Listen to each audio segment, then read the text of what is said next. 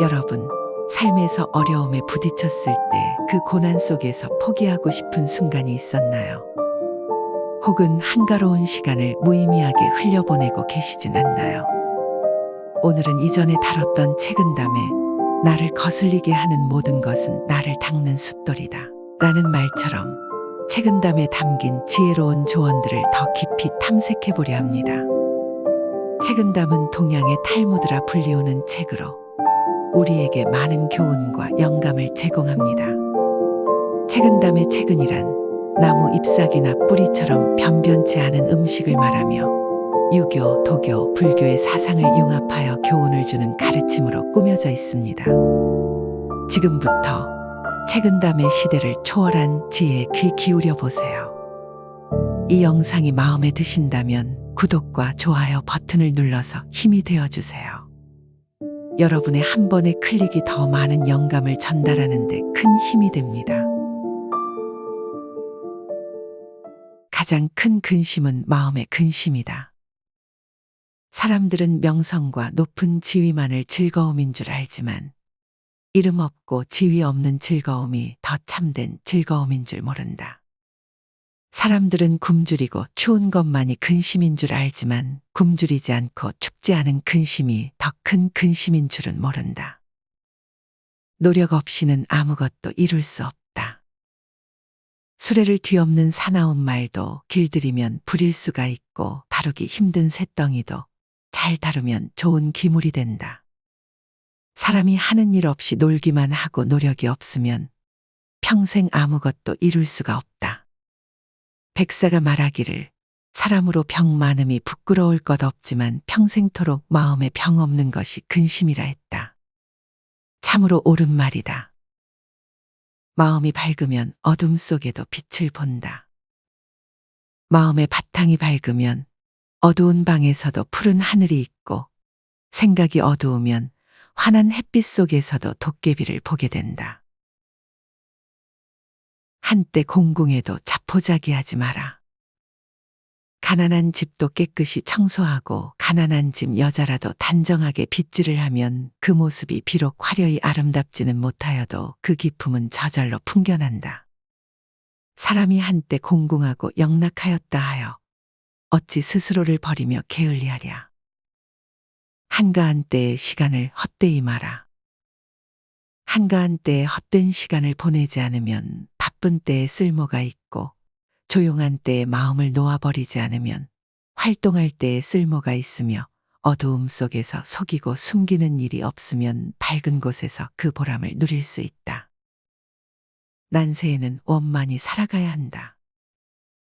태평한 세상을 살아가면은 몸가짐을 방정하게 하는 것이 좋고 어지러운 세상에서는 원만히 살아가야 하며 말세에는 방정함과 원만함을 아울러 가져야 한다. 착한 사람은 너그럽게 대해야 하고 악한 사람은 엄하게 대해야 하며 보통 사람들은 너그럽고도 엄하게 대해야 한다. 은혜는 기억하되 원하는 잊어라. 내가 남에게 베푼 것은 마음에 새겨 두지 말고 나의 잘못은 마음 깊이 새겨 두어라. 남이 내게 베푼 것은 잊지 말고 남에게 원한이 있거든 잊어버려라. 베풀 때 의식하지 마라. 은혜를 베푸는 사람이 안으로 자신을 의식하지 않고 밖으로 받을 사람을 의식하지 않는다면 한날의 곡식도 만섬의 은혜가 된다. 남을 이롭게 하는 사람이 자기가 베푼 은혜를 따지고 보상을 바란다면 비록 아무리 많은 돈일지라도 한 푼의 공도 이룰 수가 없다. 서로의 입장을 비교하며 균형을 잡아라. 사람들은 제각기 모든 것을 갖출 수도 있고 못할 수도 있거늘 어찌 자기 혼자서만 갖추게 할 수 있겠는가. 또 자기의 마음을 보더라도 순할 때가 있고 순하지 못할 때가 있거늘 어찌 다른 사람을 모두 순하게 할 수 있겠는가. 다른 사람과 비교하여 균형을 잡는 일도 세상을 사는 한 방법일 것이다. 책은 깨끗한 마음으로 읽어야 한다. 깨끗한 마음으로 책을 읽어야 참된 옛것을 배울 수 있다. 그렇지 않으면 한 가지 선행을 보고 이것을 훔쳐 자기의 욕심을 채우게 되고 한마디의 좋은 말을 들으면 그것을 빌어 자기의 잘못을 덮는 데 쓴다. 이것이야말로 적에게 무기를 빌려주고 도둑에게 양식을 제공하는 것과 같다. 사치하는 사람은 부유해도 항상 부족하다. 사치하는 사람은 아무리 부유해도 항상 부족하다. 검소한 가난 속의 여유와 어찌 같으랴. 유능한 사람은 애써 일하면서도 원망을 불러들인다. 어찌 무능한 사람의 한가로움 속에 천진함과 같을 수 있으랴. 책을 읽되 깨닫지 못하면 글의 노예일 뿐이다. 글을 읽어도 성현을 보지 못하면 종이와 붓의 노예에 불과하고 공직에 있으며 백성을 사랑하지 않으면 의관을 훔친 도둑에 불과하다. 가르치면서 몸소 실천하지 않는다면 입으로만 참선을 하는 것이며 큰 사업을 세우고도 베푸름에 인색한 것은 눈앞에서 피고 지는 꽃에 지나지 않는다. 참된 진리는 자신의 마음속에 있다. 사람마다 마음속에 참 문장이 있지만 옛사람의 하찮은 말에 모두 막혀버리고 사람마다 마음속에 참 풍류가 있지만 세상의 난잡한 가무에 모두 묻혀버린다. 배우는 사람은 하찮은 외모를 쓸어버리고 본래의 마음을 찾을 때 참 보람을 얻는다. 항상 반대의 상황에 대비하라. 괴로움 속에서 언제나 마음을 즐겁게 하는 멋을 얻으며 득이 만면할 때에 갑자기 시리의 슬픔을 낳게 된다. 부도덕한 부귀와 명예는 오래가지 못한다. 부귀와 명예가 도덕에서 온 것이면 숲속의 꽃처럼 그 뿌리와 잎이 자연히 자랄 것이며 부귀와 명예가 공로에서 온 것이면 화분 속의 꽃처럼 자주 자리를 옮겨 흥망이 있다. 부귀와 명예가 권력에서 온 것이면 그것은 화병 속의 꽃처럼 뿌리를 심지 않은 탓으로 금방 시들어버린다. 베풀지 않는 백년살이 하루살이만 못하다. 봄이 되어 화창하면 꽃들은 아름다운 꽃을 피우고 새들은 고운 노래를 지저긴다.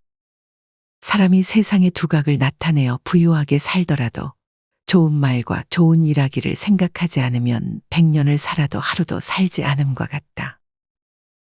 지나친 엄함과 결백은 생명력이 없다. 학문을 하는 사람은 항상 조심하는 마음을 지녀야 하고 한편으로는 활달한 멋을 지녀야 한다. 몸가짐을 너무 엄하게 하여 지나치게 결백하기만 하면 그것은 쌀쌀한 가을의 냉기만 있을 뿐 따뜻한 봄 기운이 없어 만물을 자라게 할 수가 없다. 참으로 큰 재주는 별다른 재주가 없는 것이다. 참된 청렴은 청렴하다는 이름이 없나니 명성을 얻는 것은 바로 이름을 탐하기 때문이다. 참으로 큰 재주는 별달리 교묘한 재주가 없나니 재주를 부리는 것은 그만큼 졸렬하기 때문이다. 군자는 모자라는 곳에 머문다. 의기는 가득 차면 엎질러지고 방만은 텅 비어야 온전하다. 군자는 무의경지에 살지언정 유의경지에 살지 않고 모자라는 곳에 머물지언정 가득 찬 곳에 머물지 않는다. 마음에 청렴이 없는 외적인 청렴은 무의미하다. 명리를 탐하는 생각이 뿌리 뽑히지 않은 사람은 비록 천승의 불을 가볍게 여기고 한 표주박에 물을 달게 마실지라도 실상은 새 속의 욕망에 떨어져 있는 것이요. 쓸모없는 용기가 완전히 사라지지 않은 사람은 비록 은덕을 사방에 널리 베풀고 이익이 오랫동안 끼칠지라도 결국은 쓸모없는 재주에 그치고 만다. 악행을 하고 두려워함은 선해질 희망이 있다. 악한 일을 하고 나서 남이 알까봐 두려움을 갖는 것은 아직도 악함 가운데 선으로 향하는 길이 있기 때문이다. 선한 일을 하고 나서 사람들이 알아주기를 서두르는 것은 아직도 그 선 속에 악의 뿌리가 남아있기 때문이다. 군자는 변화되는 상황에 초연하다. 하늘의 기밀은 아무도 측량하지 못한다. 눌렀다가는 펴고 폈다가는 다시 누른다. 이것은 영웅을 조롱하고 호걸들을 뒤엎어 놓는다. 그러나 군자는 천운이 역으로 와도 순리로 받아들이고 평온함 속에서 위태로움을 생각하기 때문에 하늘도 마음대로 할 수가 없다. 여유와 너그러움 속에 복이 있다. 성질이 조급한 사람은 타는 불길과 같아서 보는 것마다 태워버린다. 은혜롭지 못한 사람은 얼음과 같이 차가워서 닥치는 대로 얼려 죽인다. 기질이 융통성이 없고 고집 센 사람은 괴어있는 물이나 썩은 나무 토막 같아 생기가 없다.